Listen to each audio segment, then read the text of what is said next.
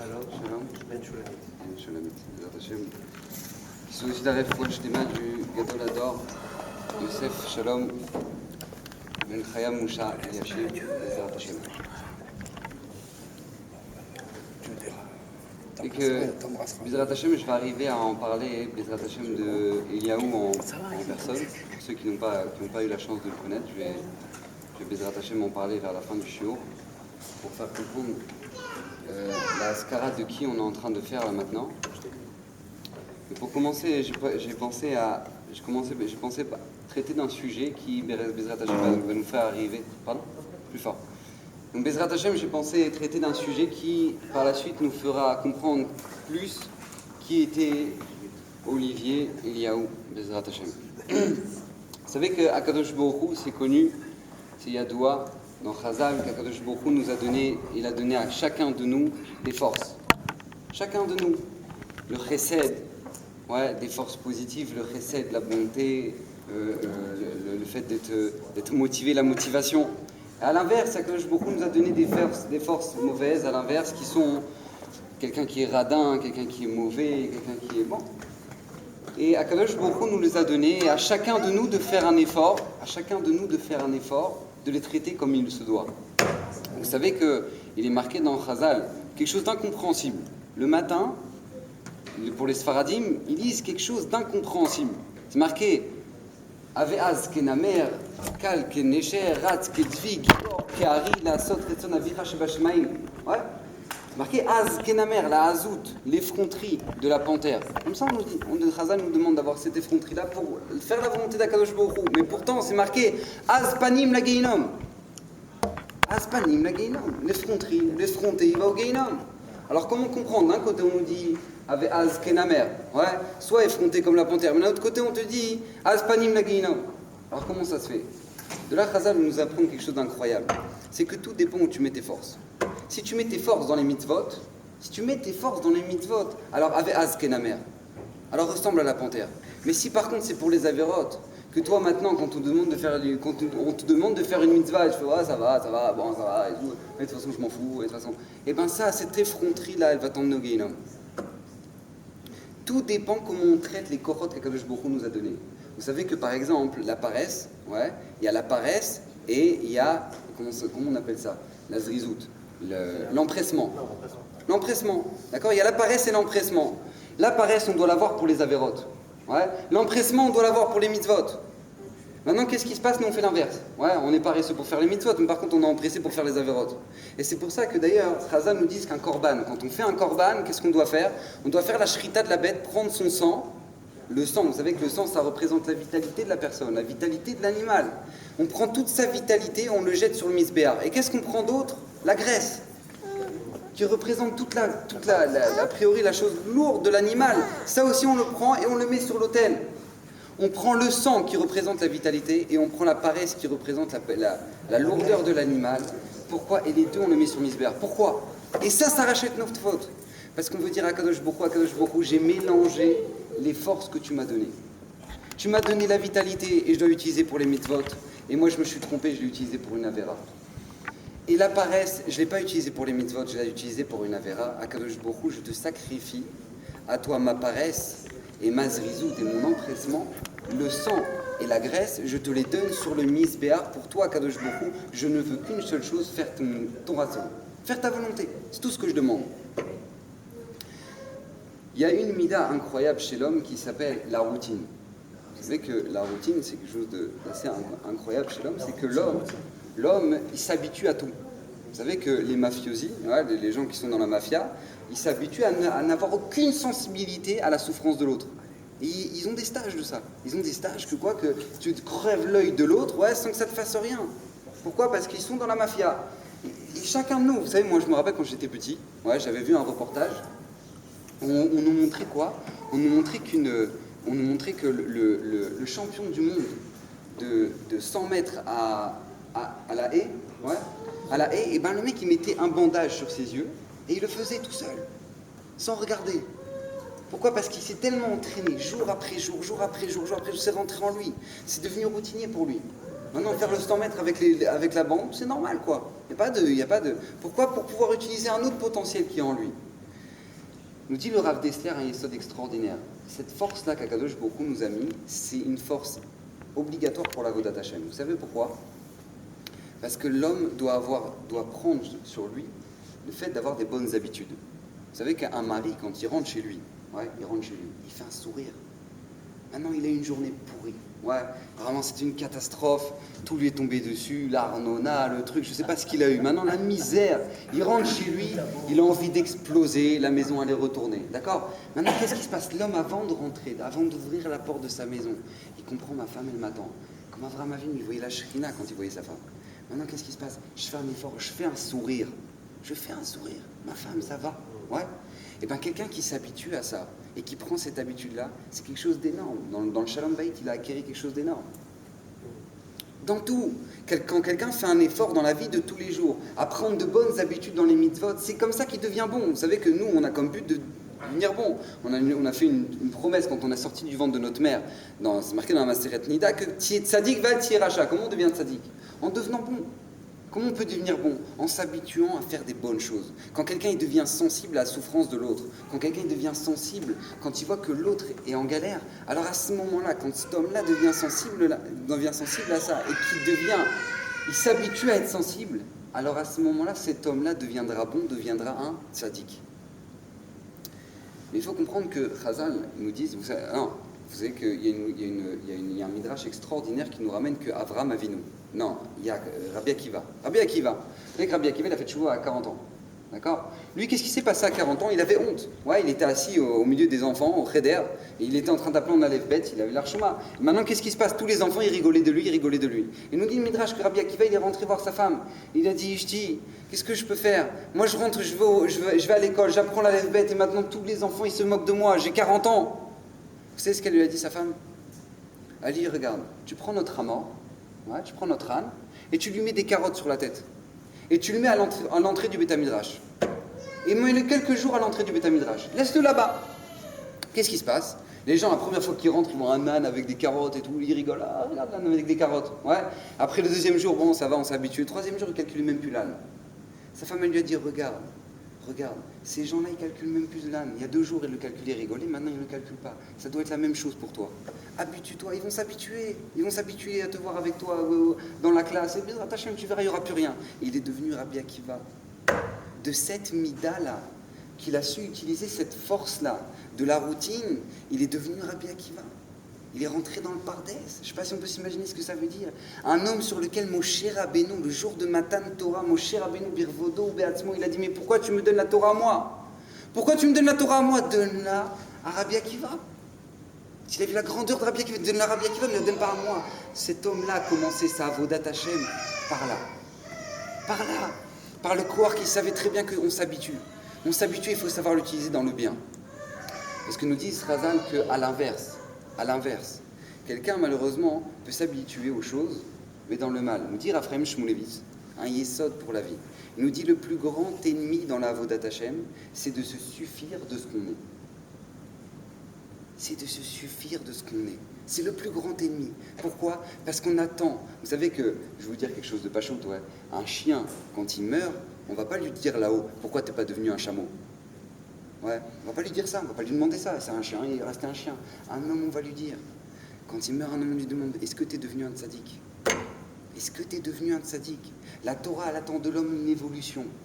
Et quand un homme arrête d'évoluer, c'est le plus grand ennemi de la Avodat Hashem. Pourquoi? Parce qu'il s'est habitué à son matzab. Il s'est habitué, voilà, j'ai mon petit Shabbat, j'ai mes petites filines, j'ai mon petit niout, j'ai mon petit truc, et voilà, et ça va. Vous savez que, on donne un exemple dans Chazal, on donne un exemple très simple. Vous savez qu'un vélo, ouais, en général, quand un vélo il avance, c'est qu'il y a quelqu'un qui pédale. D'accord? En général, quand un vélo il est à l'arrêt, c'est qu'il n'y a personne qui pédale. Mais vous savez qu'il y a des vélos qui roulent tout seuls. Comment c'est possible? C'est qu'ils sont en descente. C'est tout, c'est pas shoot, ouais, c'est qu'ils sont en descente. Quand ça avance tout seul, ouais, c'est qu'on est en descente, BDR Klal. Et c'est ça toute la Avodah. Et la Torah nous avait déjà prévenu à l'avance. Vous savez que Chazal nous dit dans le Midrash, c'est marqué que pourquoi Akadosh Baruch Hu n'a pas dit à Abraham, n'a pas fait goûter à Abraham la manne. Voilà, pendant 40 ans, j'ai emmené tes petits-enfants dans le désert, je vais leur donner la manne. Demande le Midrash, pourquoi il n'a pas fait goûter à Abraham la manne? Pourquoi? Vous savez c'est quoi la réponse? Parce que de peur que le clan Israël après va dire, eh ben voilà, Nous, on connaît déjà.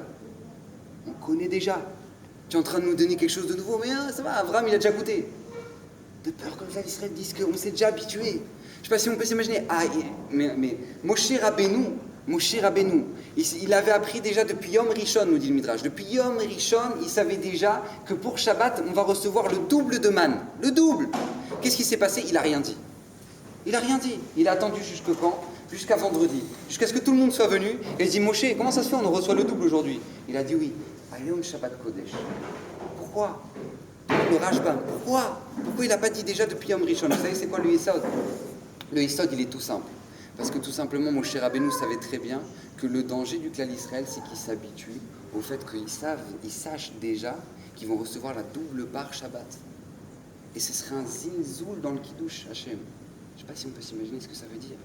Vous savez que Chazal nous dit comme ça. Vous savez que Yaakov, au moment où il a fait la bracha à Ephraim et Ménaché, juste avant de mourir, il leur a dit comme ça. C'est connu, les enfants, ils disent ça. Amalach hagoel otim mikolra, yevarech et haneharim veikare ba'em shemi beshem avotai Avraham Yitzhak veidgu lerov bekerev haaretz. La traduction, Amalach hagoel, que l'ange qui m'a sauvé de toutes les souffrances, yevarech, qui bénisse les jeunes, haneharim, les jeuns, en parlant d'Ephraim Ménaché, veikra ba'em shemi, et qu'il appelle sur eux mon nom, Veshem Avotai, et les noms de mes pères, Avraham, Yitzhak, Vidgou, et qu'ils se multiplient, les Rov, Bekerev Haaretz, au cœur de la terre. Demande Chazal, demande le Sfat Emet, l'Admour Migour, il demande, mais je ne comprends pas. Vous savez quel âge ils avaient, Ephraim et Ménaché, à l'époque où il a fait la bracha?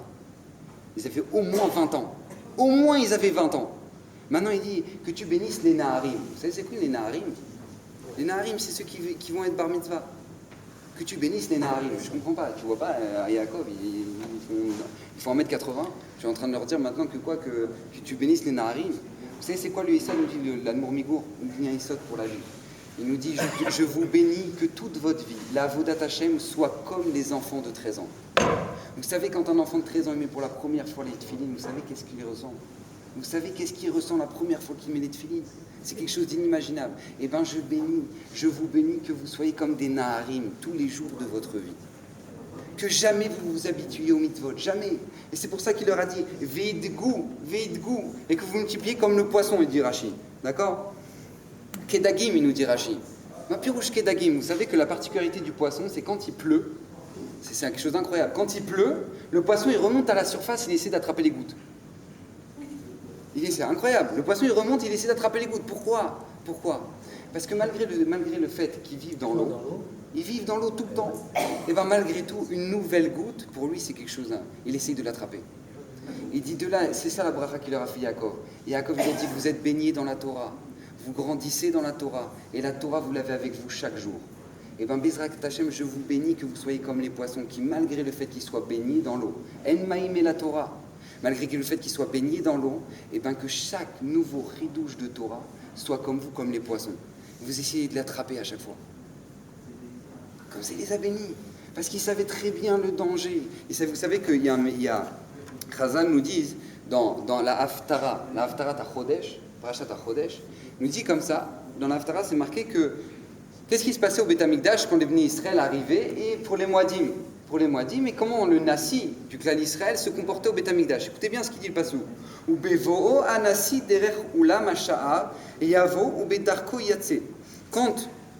Quand le Nassi, le prince du clan d'Israël, viendra par le vestibule de l'entrée de la porte, par là où il est rentré, il sortira, nous dit l'Haftara.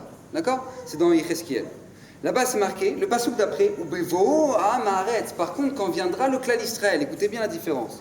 L'ifne Hashem, Bemoadim, Abab Derer Shar Tzafon, celui qui viendra par la porte du nord, les Ishtachavot pour se prosterner, Yetse Derer Shar Negev, il sortira par la porte du midi. Va Abba Derer Shar Negev, et celui qui vient par la porte du midi, Yetse Derer Shar Tzafon, il sortira par la porte du nord. Écoutez bien. Lo Yashuv Derer Ashar Asherba, il ne retournera pas par la porte par laquelle il est rentré. Ki Nicho Yetse. Parce que qu'est-ce qui s'est passé? Comment on traduit ça? Mais seulement du côté opposé. D'accord? Mais seulement du côté opposé. On voit de là, nous dit le Chassidé Yabetz, quelque chose d'incroyable. Il nous dit, le Nassi, lui, quand il rentrait, il sortait par la même porte par laquelle il rentrait dans le Beth Amikdash. Par contre, le clan Israël, quand il rentrait par une porte, il devait sortir par l'autre porte. Pourquoi? Pourquoi? Écoutez bien ce Yesod. Il dit parce que le Nassi, lui, c'était un tzaddik. C'était un homme géant. Donc lui, repasser par la même porte, c'est pas s'habituer au Beth Amikdash. Par contre, le clan Israël, il fallait leur montrer que le Beth Amikdash, c'est pas comme une maison. Tu rentres par la porte et tu sors par la même porte. Le Beth Amikdash, c'est la maison d'Akadosh Baruch Hu. Donc par là où ils sont rentrés, ils doivent ressortir par une autre porte. De peur, écoutez bien le truc de fou, de peur qu'ils s'habituent du fait qu'ils soient rentrés par la porte, qu'ils ressortent par la même porte. Ils croient que c'est la maison. Ils croient que c'est sa maison, dit Chassidé Yabetz. Je ne sais pas si on peut s'imaginer ce que ça veut dire. Combien la Torah est mazira de ça, combien la Torah est attentionnée à nous montrer, combien se faire attention à l'habitude dans la Avodat Hashem. Je vais même vous dire encore pire. Après Avodat Hashem, je vais vous dire encore mieux. D'accord? Ne vous inquiétez pas. Les Avodat Hashem, je vais vous dire encore pire. C'est marqué dans la Gemara, dans Kiddushin. Davkaf, écoutez bien. Amar Ravuna, Kivan she'avar adam avera veshanaba utralo. Lorsqu'un homme fait une avera, ouais, et qui recommence cette avéra, ça lui est permis. Comme ça nous dit la Gemara. Ça lui est permis. Outralo. D'accord? Maintenant demande la Gemara outralo salkadata. Est-ce que c'est possible que maintenant c'est devenu permis parce qu'il a fait une avéra une fois, du coup il a recommencé, du coup c'est possible, ça lui est permis. Outralo salkadata. Et là, écoutez bien cette Gemara, il faut l'avoir toute sa vie cette Gemara. Et là, naasitlo ke'eter. Naasitlo ke'eter. Pour lui, c'est devenu permis. Pour lui, c'est devenu permis. Je ne sais pas si on peut s'imaginer ce que ça représente. Vous avez vu qu'il y a plus de téléphone. Pourquoi? Parce que c'est le yesod de la vie. C'est pour ça. Écoutez bien ça. Naasitlo ke'eter. Pour lui, c'est devenu permis. C'est devenu permis. Comment c'est possible? Parce que qu'est-ce qui se passe? Il s'est habitué à son matzav. Il s'est habitué à son matzav. Vous savez qu'il y a des gens qui font des avérotes, mais ils ne sentent même pas que c'est des avérotes. Ils ne voient même pas le souci. Ils ne voient même pas le problème. Pourquoi? Parce que justement, ils s'habituent à la chose. Par exemple, vous savez qu'il y a une halakha dans le Shulchan Aruch, je le dis régulièrement, il y a une halakha dans le Shulchan Aruch que quand on fait la Hamida, vous savez que celui qui est derrière, ouais, et qui compte qu'il n'a pas fini sa Hamida, on n'a pas le droit de reculer. D'accord? Parce que lui, il est en train d'être parlé devant Akadosh Baruch Hu, donc nous, ce n'est pas un kavod que nous, on coupe avec la shrina. Qu'est-ce qui se passe? Les gens, ils se détendent. Qu'est-ce qu'il y a? Je regarde le bas. Pourquoi? C'est marqué dans le Shulchan Aruch. C'est marqué dans le Shulchan Aruch. Et je ne parle pas, il y a des avérotes qui sont encore pires que ça. Mais maintenant, comment c'est possible? Vous savez qu'une fois, le Gaon de Vilna, on raconte sur le Gaon de Vilna, une fois, il a vu un juif qui était en train de manger un cheeseburger. D'accord? C'est quoi? Un sandwich jambon-beurre. Gaon de Vilna, grand Gaon de Vilna. Maintenant, qu'est-ce qui se passe? Il est parti voir le Gaon de Vilna. Le Gaon de Vilna, il lui a dit, mais qu'est-ce que tu es en train de manger là? Il dit, je suis en train de manger je suis en train de manger du jambon avec du fromage. Il dit, mais tu sais que c'est interdit? Il lui dit, mais vous savez, Rav, moi je fais pas Shabbat, je fais pas le truc, je fais rien. Si ça change maintenant que le jambon beurre. Il dit, mais au moins c'est parler. Mange le jambon à part et le lait à part. On sait parler. Il a dit, mais Rav, qu'est-ce que ça change maintenant que je fume Shabbat? Ça va changer quelque chose maintenant que je... Il a dit, tu sais, regardez comment il lui a dit le Gaon de Vilna. Il lui a dit, tu sais, là-haut, il n'y a pas de prix de groupe. Il n'y a pas de prix de groupe. Il n'y a pas une Avera, voilà, il y a un sac d'Avera et voilà. Non. De la même manière que tu auras un Gehinnom sur ton jambon, tu auras un Gehinnom parce que tu l'as mis avec du fromage. Comme ça, il lui a dit le Gaon de Vilna. Vous savez que cet homme-là, vous savez que quand, moi je vous le dis, mais quand le Gaon de Vilna il le dit, ouais, c'est autre chose. D'accord? Et bien, qu'est-ce qui s'est passé? Cet homme-là, il est devenu un des plus grands talmidim du Gaon de Vilna. Pourquoi? Parce que justement, cet homme-là, il s'est habitué à son matzav. Il s'est habitué à la situation qu'il est en train de vivre. La situation de vie, c'est pas, je fais pas Shabbat, je fais pas ça. Si ça change maintenant, c'est moutard. Non, tu comprends pas, tu es en train de t'habituer. Les farotes, moi je veux pas faire de vous du Rabbi Jacob, d'accord? C'est pas ce que je demande. Mais au moins les farotes comprennent qu'il y a un défaut. Vous savez que je vous ai déjà dit, le jour de Yom Kippour, le Kohen Gadol, le jour du Yom Kippour, le jour le plus kadosh de l'année, il arrive devant le Kodesh HaKodashim, il dit Khatou, Pachou, comme ça il crie. Ils ont fauté. Et ils se sont plantés, comme ça il dit à Kadosh Baruch Hu, le jour de Yom Kippour, les farotes, le Kohen Gadol, au moins, voilà, c'est bon, on sait qu'on a fauté, pas besoin de le crier, tu vois. Comment c'est possible que maintenant le Kohen Gadol, le jour de Yom Kippour, il crie Ratou, Pachou? Ils disent Chazal parce que c'est la première porte de la tchouva. Reconnaître au moins, c'est vrai. Je suis marguil, c'est vrai, je me suis habitué dans mes avérotes, mais au moins je reconnais que c'est une avéra. Je reconnais. Et moi, le Kohen Gadol, il disait, ça c'est vrai, à Kadosh Baruch Hu, le clan d'Israël, il n'est peut-être pas la madriga de devenir des grandes sadikim, c'est vrai, mais au moins ils reconnaissent qu'ils ont fauté. Au moins ils reconnaissent. Au moins ils reconnaissent. Vous savez que c'est marqué sur le Rav Sadia Gaon, c'est marqué que lui, tous les ans, il faisait tchouva sur ses mitzvot à Kippour. Je ne sais pas si vous imaginez. Lui, il n'avait pas d'avérote. Il faisait tchouva sur ses mitzvot. Pourquoi? Parce qu'il dit, avec la Torah que j'ai appris maintenant, c'est pas la même chose, mes mitzvot, c'est pas la même que la veille. Donc il faut que je fasse tchouva. C'était ce qu'on appelle la tchouva de Rav Sadia Gaon. Ouais? Tous les ans, à Yom Kippour, il faisait tchouva sur ses mitzvot et pas sur ses avérotes. Pourquoi? Parce qu'il savait très bien qu'il y a un koar énorme qui s'appelle le koar haergel. Le fait de s'habituer à tout. Vous savez que, par exemple, le Rav Dessler, il nous ramène un essai extraordinaire. Il nous dit comme ça. Il nous dit que, qu'est-ce qu'on appelle le teva, la nature? La nature. Ouais, les plantes, ça pousse, machin, un truc. Comment ça se fait que ça s'appelle le teva? Il nous dit le Rav Dessler, le teva, ce n'est rien d'autre qu'un miracle extraordinaire sur lequel on s'est habitué. C'est ce qu'on appelle un nes mourgal. Comme ça, il dit. Le teva, Rav Dessler, il dit, le teva égale nes mourgal. Pourquoi? Parce que c'est inimaginable que quand on peut s'imaginer que quelqu'un il va prendre une graine, il va la mettre dans le sol, ouais, et de cette graine-là va sortir un arbre qui va faire des fruits. De là, on doit voir la même chose, au même niveau. Quand on voit ça, on doit voir le même niveau que Triat Hametim, résurrection des morts. Et moi, ça m'a toujours impressionné, mais je vous assure que je l'ai vu de mes yeux, avec mon fils. Avec mon fils, je l'ai vu. Vous savez que mon fils Aaron, ouais, une fois, j'ai fait ce qu'on appelle vous savez, les petits avocats, là. On prend les noyaux d'avocat et... Comment ça s'appelle? Bon, d'accord. On prend un noyau d'avocat, on le met dans l'eau et ça pousse. D'accord? Qu'est-ce qui s'est passé? J'ai pris avec mon fils, je lui ai dit, regarde, prends de l'eau. Regarde mon fils, on prend de l'eau, on met le noyau d'avocat dedans et regarde, ça va pousser. Ouais? Donc pour l'instant, il n'y a rien, d'accord? Donc je l'ai mis dans un coin. Écoutez bien, je l'ai ramené 3 semaines après. Je lui ai dit, Aaron, regarde. Je lui ai montré et ça a poussé. Vous savez que mon fils, il était bloqué. Il a fait ça, il a fait oh.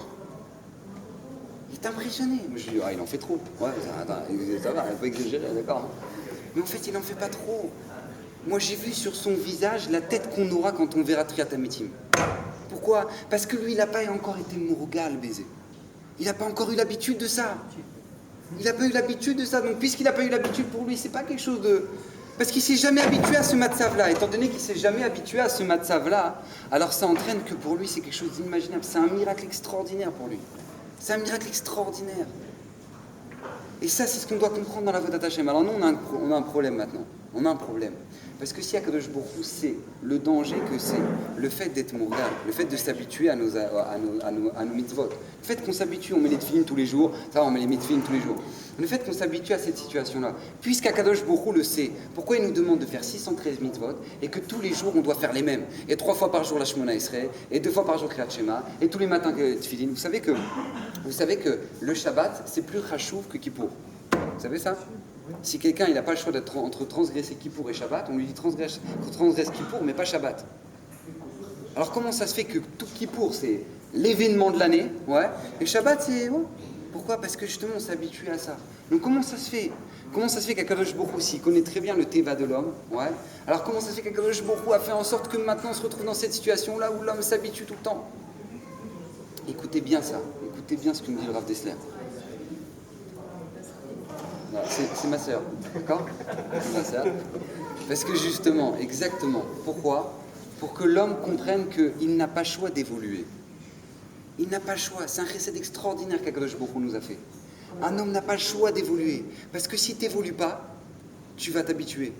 Et si au contraire tu évolues dans tes mitzvot, tu comprends. Vous savez que moi une fois je suis allé voir mon Rav, et c'était le Shabbat soir. Ouais, on était aussi à la tour de la table de Shabbat, et on chantait Eshet Raïl. Et je venais de me marier. Je dis, et maintenant qu'est-ce qui se passe? Et je lui demande à mon Rav, mais c'est bizarre, comment ça se fait que c'est un jvar pour la femme? Ouais. Al-Pipchat, c'est un jvar pour la femme. Donc, comment ça se fait qu'on dit Eshet Raïl Mimtsa? Heureux celui qui trouve la femme vertueuse. On devrait dire Eshet Raïl Matsati. Ouais, d'accord, c'est un minimum. Si on veut faire vraiment un kavod à notre femme, j'ai trouvé la femme vertueuse. On ne dit pas c'est heureux celui qui trouve la femme vertueuse, genre toi, non, mais bon, heureux celui qui la trouve, ouais. D'accord? Je demande à mon Rav, je dis comment c'est possible? Eshet Raïl Mimtsa? J'aurais dû dire Eshet Raïl Matsati. savez ce qu'il m'a dit mon Rav? Et maintenant, en faisant ce shiur, j'ai compris ce qu'il m'a dit. Mon Rav, il m'a dit quelque chose d'extraordinaire. Il m'a dit qu'un homme a le devoir, chaque jour, de trouver une autre femme chez sa femme. De trouver une autre qualité chaque jour. Une autre échetraïl. C'est pas la même qu'hier. Ne jamais s'habituer. Ne jamais s'habituer. C'est pour ça que Shlomo Ameler nous a échetraïl ça. Heureux celui qui la trouve chaque jour. Heureux celui qui la trouve chaque jour. Vous croyez que bon, c'est joli, d'accord? Je voulais que je vous raconte une histoire extraordinaire. Vous savez que la rabbinite Kanievski, c'était quand elle est nifteret, ils ont fait des espédimes sur elle. Vous savez ce qu'ils ont raconté sur elle? C'est marqué qu'une fois son petit-fils, il est venu la voir. Il a dit, mamie, c'est la bride de mon petit garçon. C'est une bride de mon premier garçon, d'accord? Le Sandak, la bride, ça se passe à Yerushalayim. Le Sandak, c'était Rav Eliashiv. Maintenant, qu'est-ce qui se passe? Parce qu'elle, c'est la fille de Rav Eliashiv. Et donc, qu'est-ce qui se passe? Est-ce que, mamie, tu peux venir? Raphaël Kanievski, c'est connu, il ne se déplace pas en dehors de Bnei Brak. Ouais, donc, il ne sert à rien de demander à papi. Mais qu'est-ce qui se passe? Demandez à mamie, tu peux venir avec nous et tout. Elle dit, attends, je vais demander à papa. Elle rentre voir Raphaël Kanievski. Écoutez bien, hein. Elle rentre voir Raphaël Kanievski. Elle lui demande, papa, est-ce que tu me permets d'aller à la bride de notre arrière-petit-fils? Alors Raphaël, il lui répond, non. Il dit, mais tu sais, je reviendrai bientôt à 10h. À 10h, je suis de retour à la maison. T'inquiète pas, à 10h, je suis de retour à la maison. Qu'est-ce qui se passe? Il dit, bon, alors vraiment, à 10h, tu seras de retour? Il dit, oui. Il dit, alors vas-y. Son petit-fils ne comprend rien. Il fait, j'ai pas compris, tu as besoin de demander le reshoot de papy pour venir à la bride? Vous savez ce qu'elle lui a répondu? Elle dit, parce que Raphaël, il me dit toujours qu'il étudie mieux quand je suis à la maison. Je ne sais pas si on peut s'imaginer ce que ça veut dire. Ouais. Le Gadol adore. Un homme qui connaît toute la Torah, que quand il est dans un autre monde, ouais. Mais qu'est-ce qui se passe? Non. Après plus de 70 ans de mariage, non, pas de mariage, mais après plus de 70 ans, eh ben, qu'est-ce qui se passe? Il sait que quand sa femme est là, c'est autre chose. Vous savez qu'il y a 2 semaines, on a fait le SPN de Rav Nissim Toledano. On a perdu un des plus grands Dolé Sfaradim, Rav Nissim Toledano. Vous savez Rav Nissim Toledano, qui c'était cet homme-là? J'ai entendu une histoire de lui pour vous dire, pour expliquer justement la pensée. Une fois, il était à un mariage à Césarée avec sa femme. Et sa femme lui a dit, moi, tu manges le poisson? Tu veux manger le poisson? Elle lui dit, non, je mange pas. Alors, tu veux que je l'emballe?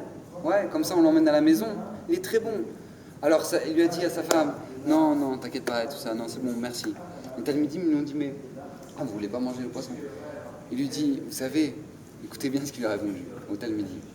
J'ai peur que ce poisson-là, quand il va arriver à la maison, il est l'archouma à côté de le poisson de la rabbinite. Comme ça, il a répondu.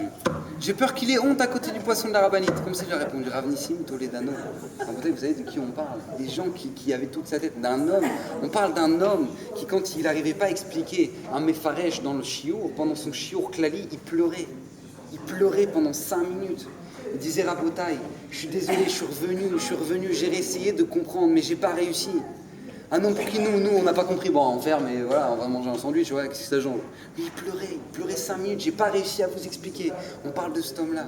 Pourquoi? Parce qu'il savait très bien que justement, la clé de la Avodat Hashem, c'est de jamais s'habituer. Que chaque chose, c'est un renouvellement. Et c'est pour ça qu'un homme, chaque fois, il doit faire un travail, que ce soit un renouvellement pour lui. Et c'est ce qu'il nous dit. Et ça, c'est la clé de la Avodat Hashem. C'est la clé de la Avodat Hashem. Ne jamais s'habituer. Comment? Toujours chercher un chidouche. Toujours chercher un chidouche. Vous savez que j'ai entendu qu'Akadosh Baruch Hu ramène la réfo à Rav Eliashiv. Rav Eliashiv, il a dit quelque chose d'extraordinaire. Il a dit comme ça, vous savez que la Gemara nous dit dans Kiddushin, Barati Yetzerara, j'ai créé le Yetzerara, Barati lo Torah Tavlin. J'ai créé la Torah en médicament. D'accord? Ça, c'est la page toute. Comme ça, on comprend la Gemara, comme ça, elle s'explique.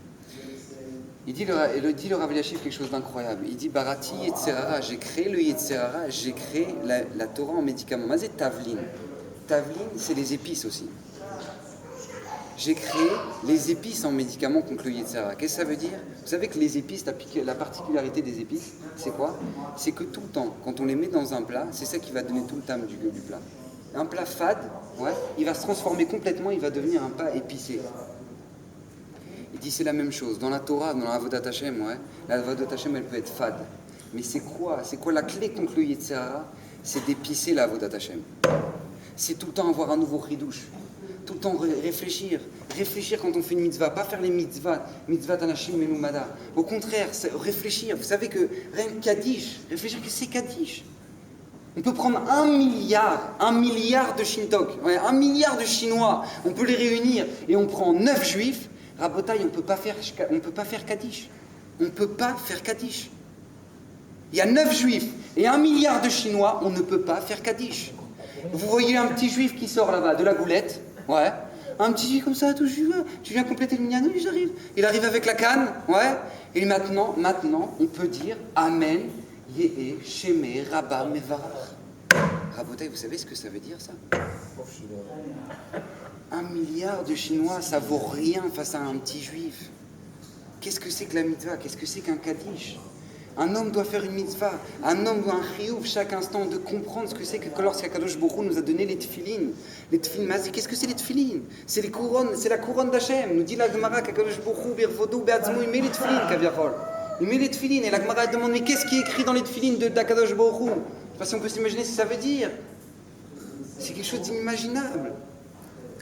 Un homme doit tout le temps rechercher. Et le fait de rechercher, ça va l'amener à quoi? Ça va l'amener justement à avoir une avodat Hashem constante. Vous savez qu'un homme, lorsqu'un homme fait quelque chose une fois, ouais, il fait ses preuves une fois. Par exemple, on prend une course avec les plus grands athlètes. D'accord? Les plus grands athlètes, qu'est-ce qui se passe? Le 100 mètres. Maintenant, qu'est-ce qui se passe? Il y en a un qui gagne une fois. C'est la preuve que c'est le champion? C'est la preuve que c'est le champion. C'est pas la preuve que c'est le champion. C'est celui qui maintenant, à chaque année et chaque championnat, c'est toujours lui qui gagne. Ça, c'est la preuve que c'est le champion. Ça, c'est la preuve. C'est pour ça qu'Akadosh Baruch Hu nous a multiplié les mitzvot. Il nous a multiplié les mitzvot. Pourquoi? Pour nous montrer, pour qu'on puisse montrer à Akadosh Baruch Hu que justement on ne s'habitue pas. Vous savez que Aaron à Kohen, écoutez bien. Aaron à Kohen.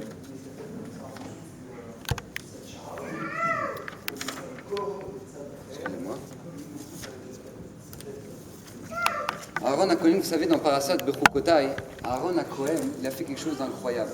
Vous savez, c'est marqué, le Midrash nous demande pourquoi elle a été collée, la paracha des Nissim, dans Nassau, fin Nassau, la paracha des Nissim, avec la paracha de quoi?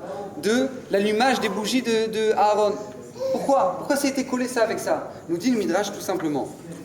Parce que Keshera Aaron, Chanukat Anissim, Chalash Azdaato.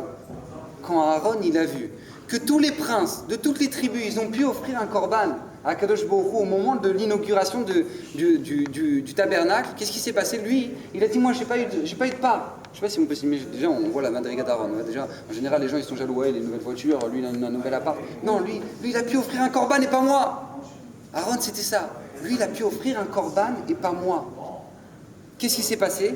Aaron, donc Akadosh Baruch Hu lui a dit quoi? T'inquiète pas, tu recevras un salaire, c'est quoi? C'est que tu vas allumer tous les jours les bougies. D'accord? Écoutez bien ce qu'il nous dit le Passouk.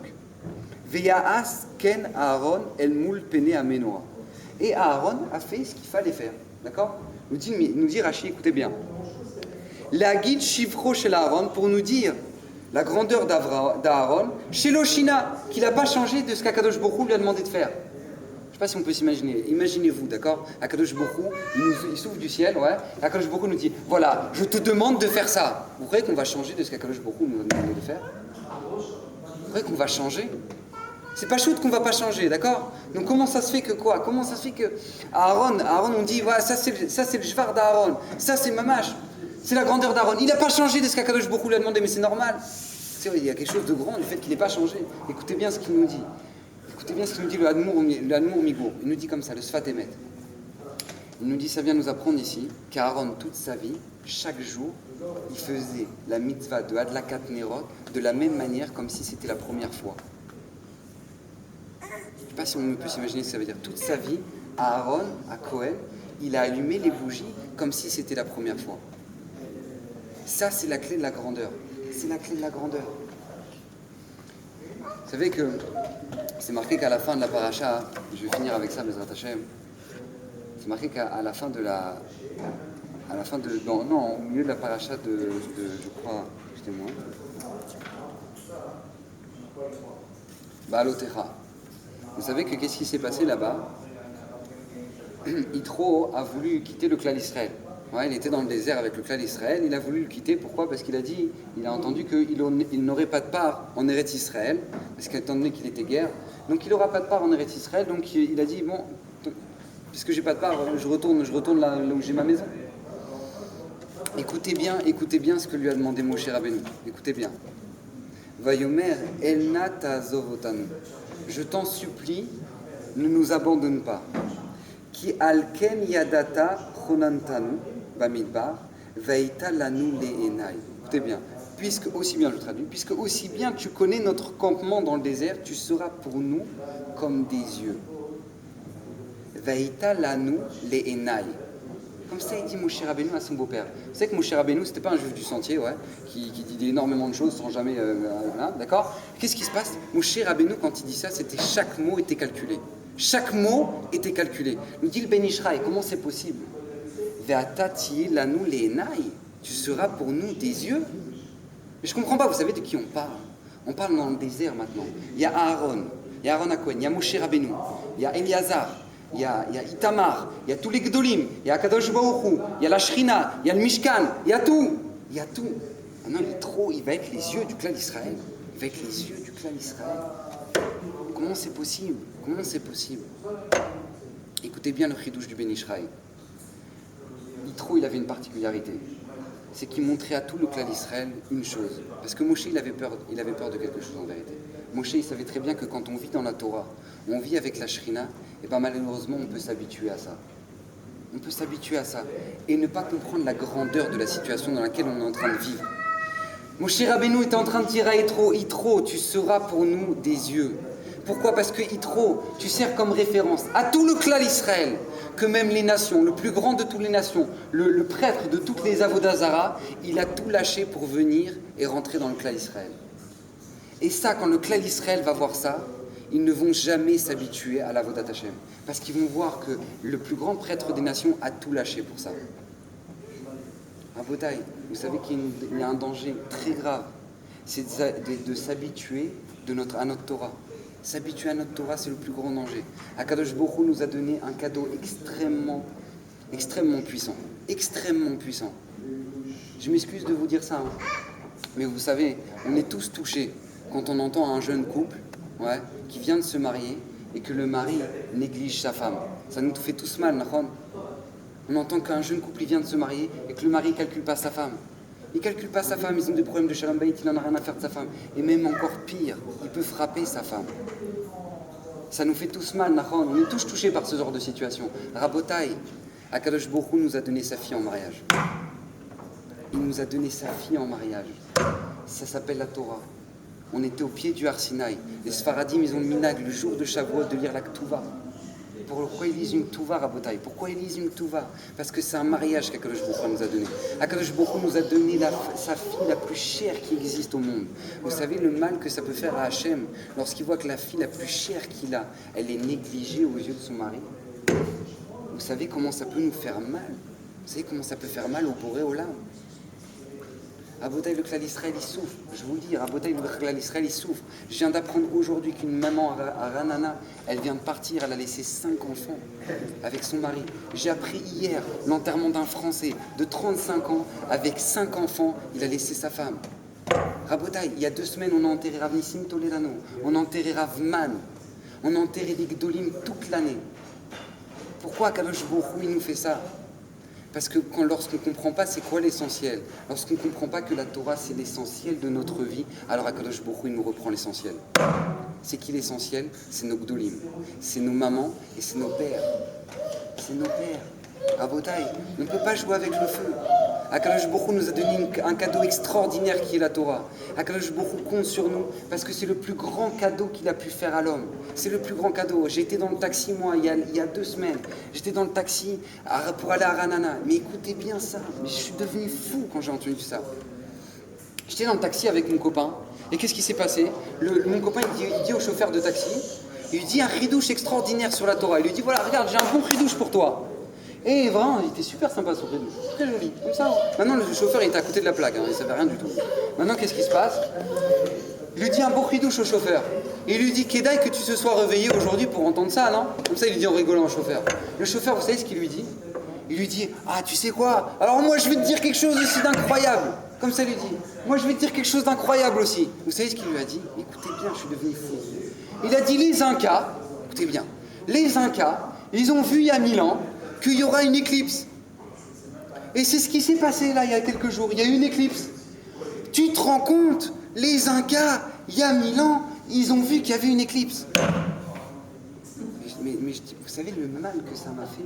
Vous savez le mal que ça m'a fait quand j'ai entendu ça? Mais je lui ai dit, mais Habibi, je lui ai dit, mais tu sais ce qui est marqué dans ta Torah? Tu sais ce qui est marqué dans ta Torah? Ça fait pas 1000 ans que c'est marqué ça. Ça fait 3000 ans que c'est marqué. Ça fait 3000 ans que le clan d'Israël, les Chachamim, ils ont marqué exactement la distance entre la Terre et la Lune, que jusqu'à aujourd'hui, la NASA, ils sont pas arrivés encore à ce chiffre. Et plus les machines, elles sont performantes, plus on arrive au chiffre de la Gemara. Je sais pas si on peut s'imaginer ce que ça veut dire.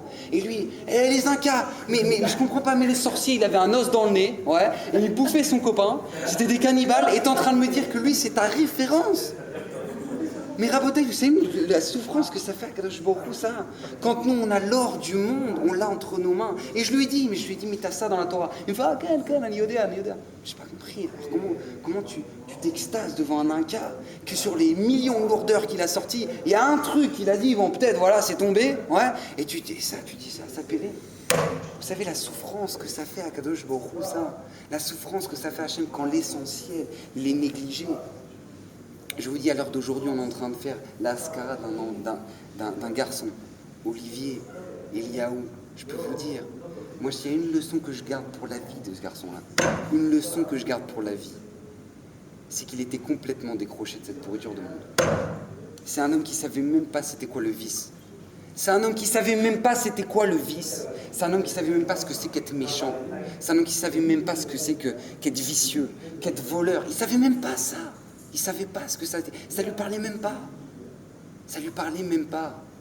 Je me pose la question, je vous dis la vérité, je me pose la question à l'heure d'aujourd'hui, si Akadosh Baruch Hu ne nous l'a pas repris pour une raison, c'est parce qu'il est paraouille. On est paraouille de vivre avec une Neshama comme ça. On est paraouille.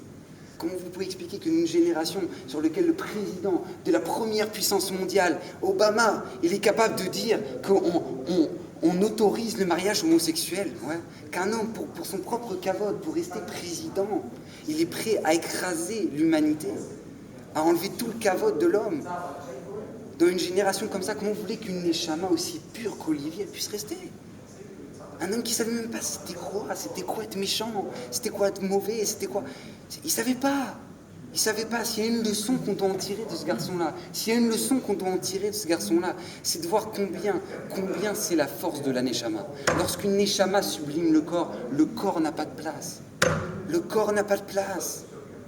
Le corps n'a pas de place. Pourquoi Kadosh Baruch Hu, il nous tire, il nous retire les gens les plus chers, il nous retire les gens qui sont essentiels pour nous. Parce que justement, on doit comprendre c'est quoi l'essentiel. On doit comprendre dans notre dernière génération, là, avant l'arrivée du Mashiach, il arrive bientôt. On doit comprendre c'est quoi l'essentiel des choses. Comprendre combien on est grand, qu'est-ce que c'est qu'un Yehudi, qu'est-ce que c'est qu'un Yehudi, qu'est-ce que c'est que ça.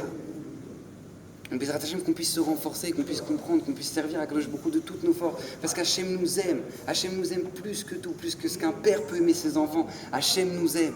Parce que l'amour qu'a Hachem pour ses enfants, c'est inimaginable. On ne peut pas s'imaginer. De manière, on ne peut pas s'imaginer ce que c'est Hachem, on ne peut pas s'imaginer ce que c'est que l'amour d'Hachem envers nous. Donc Bezrat Hashem qu'on puisse se renforcer, et prendre sur nous, de grandir en Torah et de ne pas s'habituer à notre matzah avec Bezrat Hashem qu'on puisse.